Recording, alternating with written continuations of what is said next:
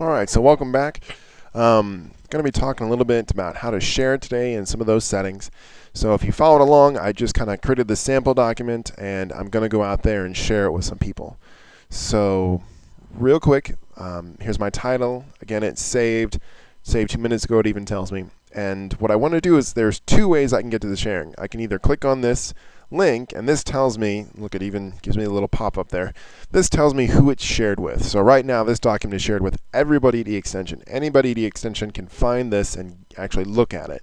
They can't edit it, but they can see that it exists and actually get into the document and take a peek at it.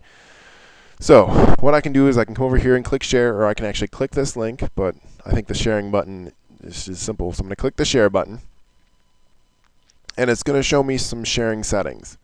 So if I wanted to share this with someone at eExtension, I could do it just as simply by clicking that link and copy and pasting it into an email and sending it to somebody, and they could look at it if they're in eExtension. Now I can change that. Here, the permissions, the first line here is going to say, what are my general permissions? And so I can actually change these. So I clicked on change, and I can change it to where anybody on the web can access it. All right, we can go up the ladder of permissions, or we can make it more restrictive. Anybody with the link, so it's not just public on the web, but if I send you the link in an email, you can look at it. eExtension, so anybody in eExtension can find it, but you have to be logged into eExtension to see this. People at eExtension with the link, so maybe I don't want everybody to see it, but I don't want to have to manually type in everybody's address. I'm going to send the link out to people in eExtension, and if they get the link and they're in eExtension, they can look at it. People who don't have the link, even if they're in eExtension, can't see it, and people in eExtension without the link can't see that it exists. And then there's private, which basically locks it down to just me and then whoever I say. So that's really the most restrictive. So for right now, I'm just going to say eExtension because that's default. And notice we've got edit access. So up here is just visibility. So can you see it? Can you see that it exists? Can you get in? Can you take a look at it? Down here is really where can anyone edit it.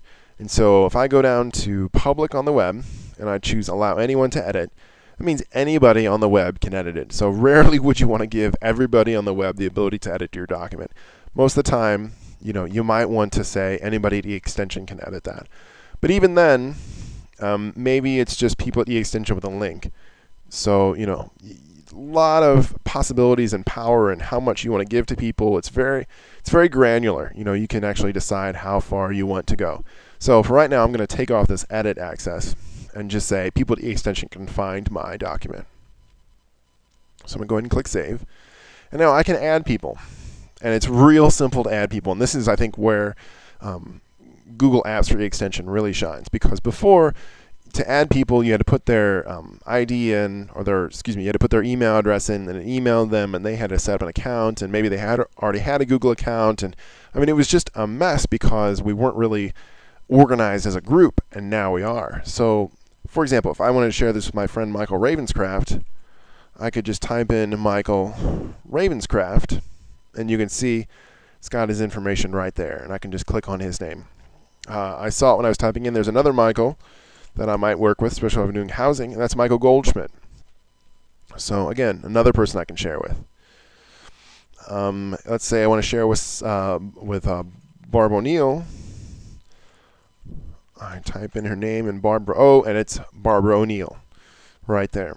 So you can see lots of different options, and it's really simple to add people. And if you're using Outlook at your institution, you might be used to typing in someone's name and then their email address pops up. It's the same idea.